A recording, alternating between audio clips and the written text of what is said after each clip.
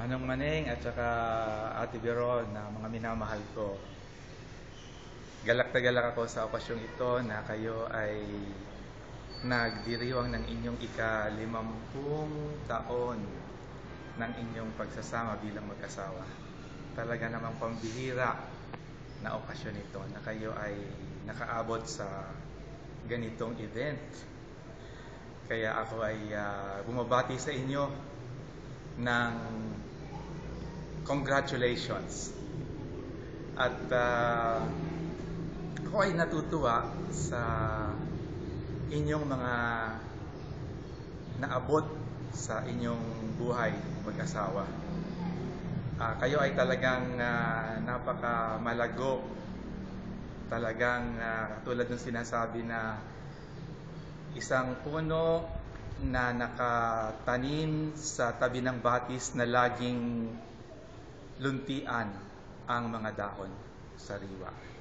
Kaya Manong Maneng at Ate Veron, gusto kong handugan kayo sa okasyong ito ng mga bulaklak na ito na aking alaala sa okasyong ito. Ako Manong Maneng, talagang malaki ang aking pagmamahal sa inyong dalawang mag-asawa, Ate Veron. No? Kayo ay talagang mga kaagapay sa gawain ng Ebanghelyo. Lumago ang gawain sa DBC at yan ay bahagi kayo, haligi ng pananampalataya. At hindi lang dito sa DBC, kung hindi sa San Vicente, ang inyong tahanan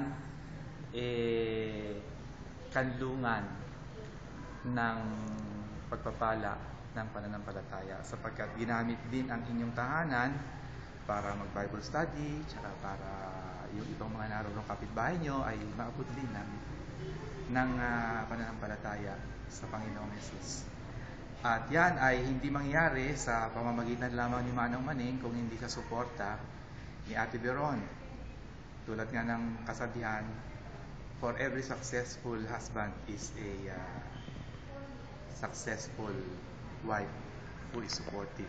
Diba, Ate Veron? Kaya bahagi kayo nitong lahat ng mga ito. At ako minsan naluluha-luha, Ate at saka Manong, kapag inaalala ko yung mga nangyari sa atin nung araw na tayo ay mga magkakasama, tayo ay mga disipulo at mga alagad, at kayo dala-dala niyo yung inyong jeep, mission na jeep na ginagamit para tayo ay pumunta dun sa mga lugar ng ating pangangaral, sa Pintong Bukawi halimbawa. At yung inyong jeep talagang nagserbisyo, malaki ang serbisyo Manong Maneng sa ating mga gawain noon. Kaya kayo ay talagang laging ever ready sa inyong jeep. Tsaka alam ko kayo Manong Maneng ay isang magaling din na tagapangaral at kayo ay magaling kumanta. Kaya yan ang aking mga magagandang alaala sa inyo, Manong. Kaya ako ay talagang sa okasyong ito galak na galak talaga.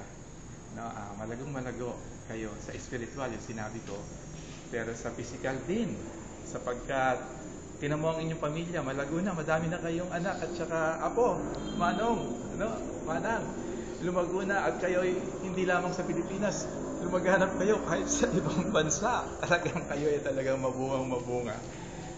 Manong? Tsaka hindi lang sa spiritual, sa physical, mukhang pati sa material, Manong, marami na kayong dolyar na naipon dyan. Kaya talagang maraming mga pagpapala kayo, Manong at Manang. Kaya alala ko, Manong, kayo ay isang hinaing nyo sa buhay. Sabi nyo, hindi kayo nakapagtapos ng kolehiyo, hindi kayo nakaabot ng pangarap niyo na kayo ay maging isang professional, kayo ay isang driver ng jeep.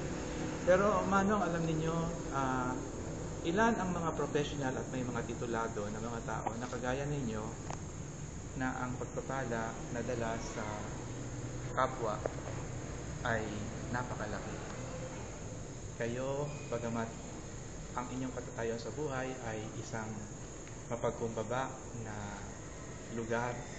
Ang inyong katatayuan sa mata ng Panginoon at saka sa mata ng ibang tao at lalo sa akin ay napakataas. Kayo ay mga higante. Kayo ay tunay na mga bayani para sa akin.